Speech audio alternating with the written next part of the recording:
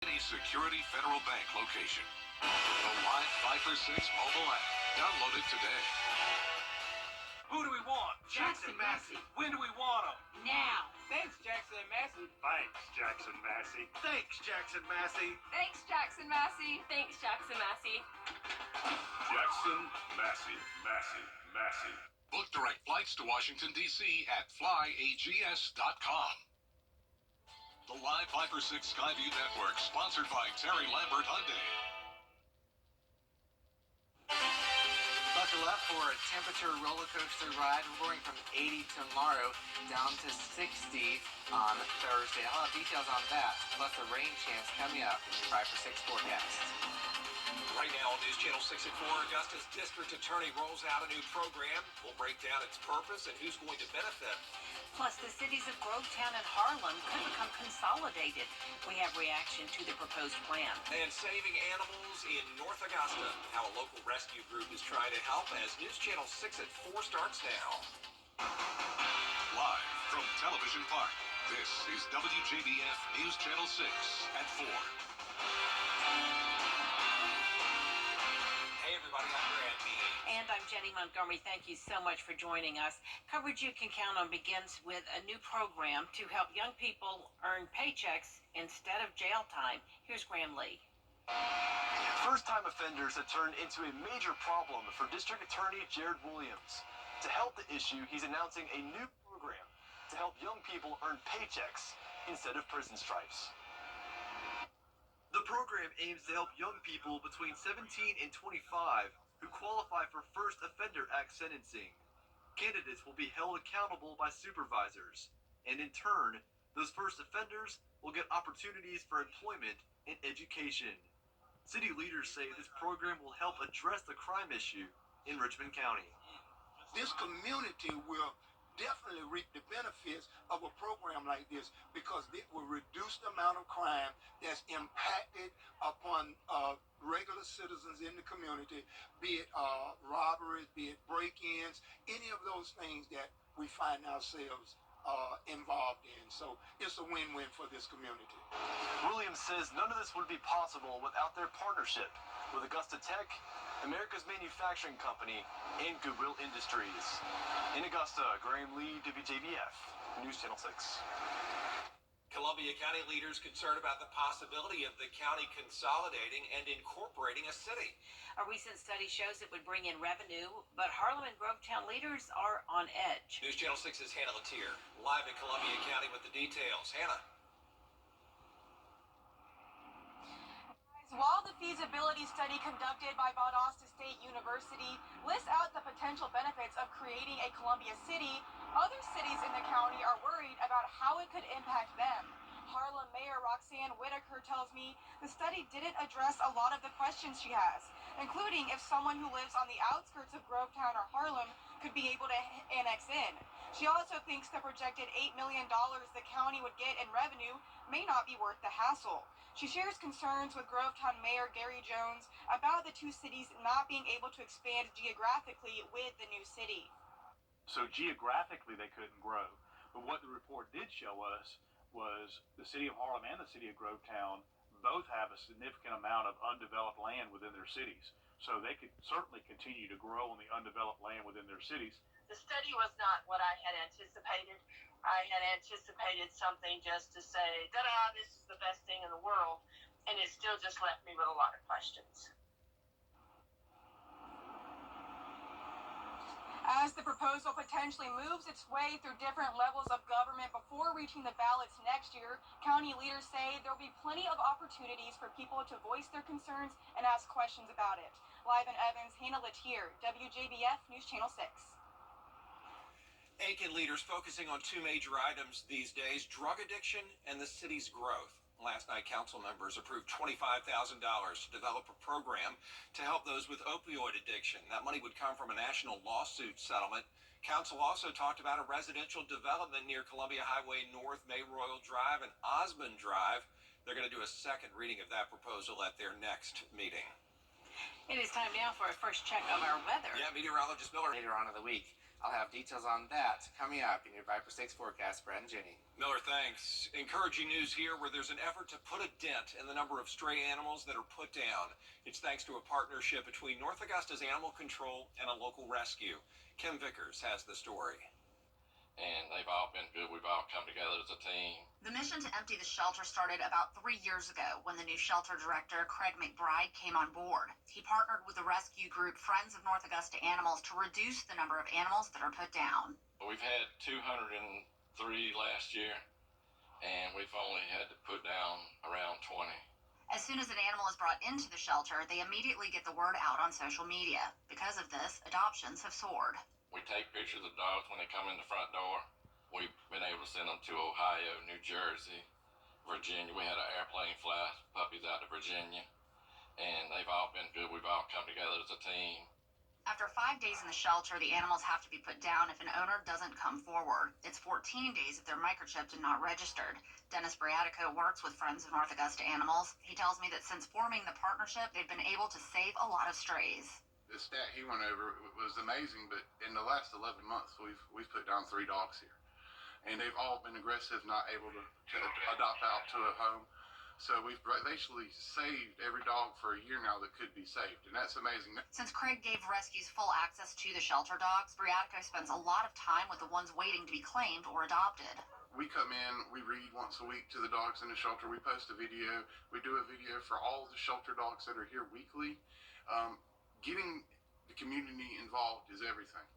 And I will say that the community for the city of North Augusta has really stepped up to help us too. It's been amazing. It gives the opportunity people to see dogs in the shelter and think about maybe what does this dog look like in my home.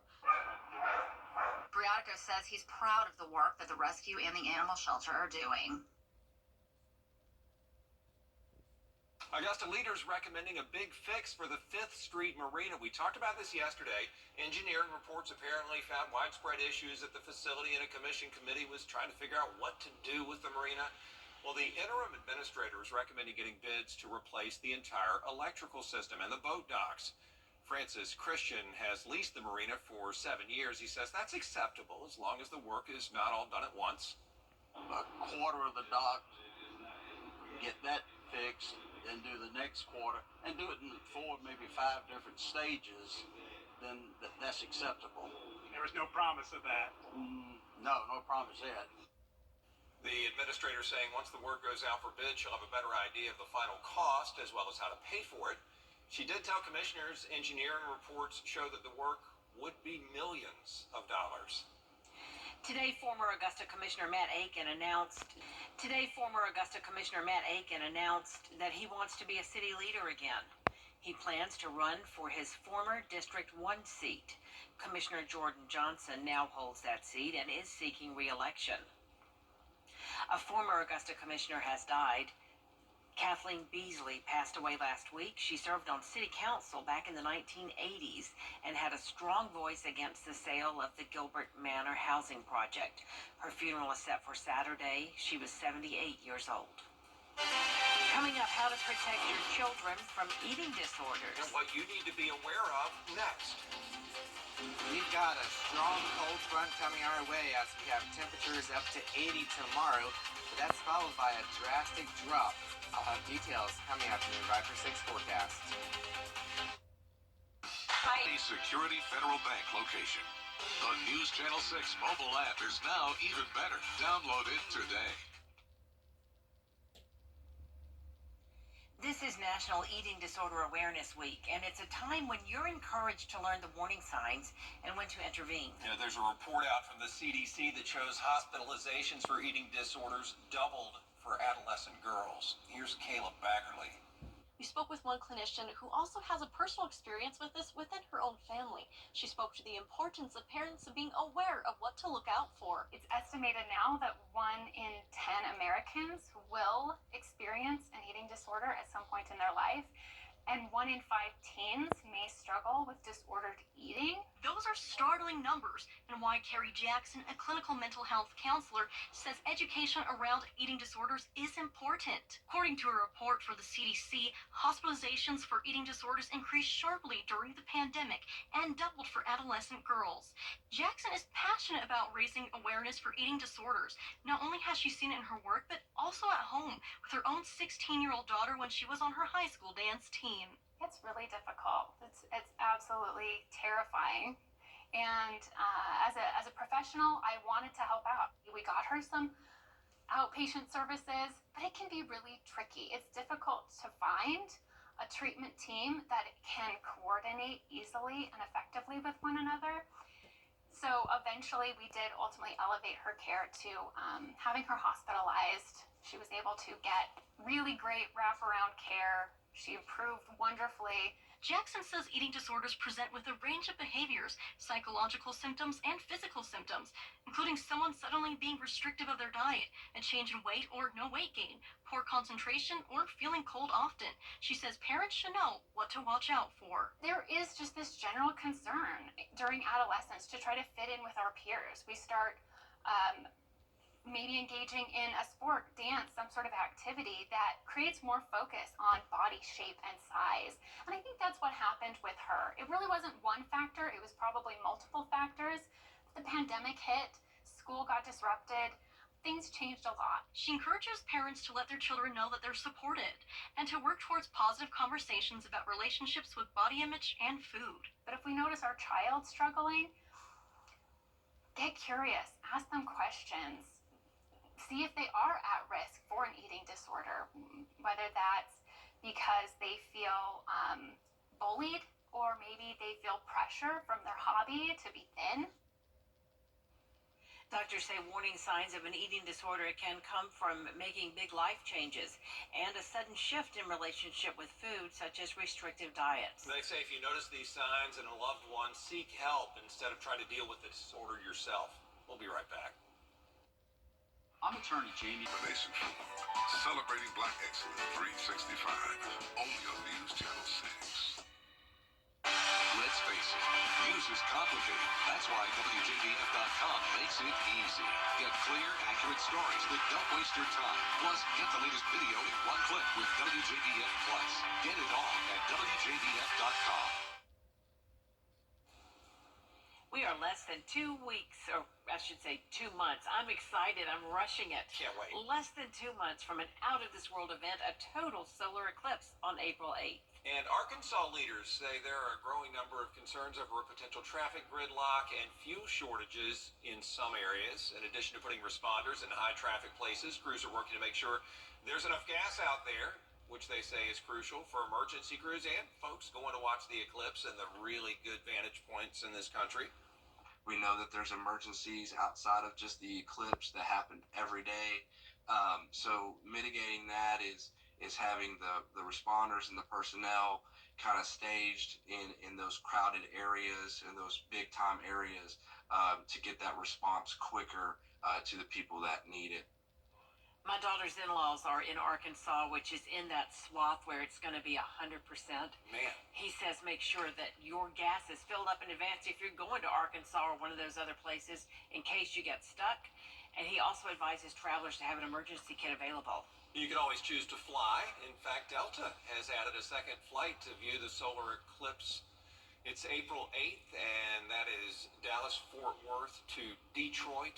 And so if you're in that neck of the woods, you can take advantage of that extra flight. Otherwise, make your way to, as Jenny mentioned, the greater Arkansas area as best you can. There's more coverage you can count on at 4:30. Including a bill to impose tougher penalties on people who distribute fentanyl. It's making its way through the Georgia Senate. Dee Griffin has it covered next.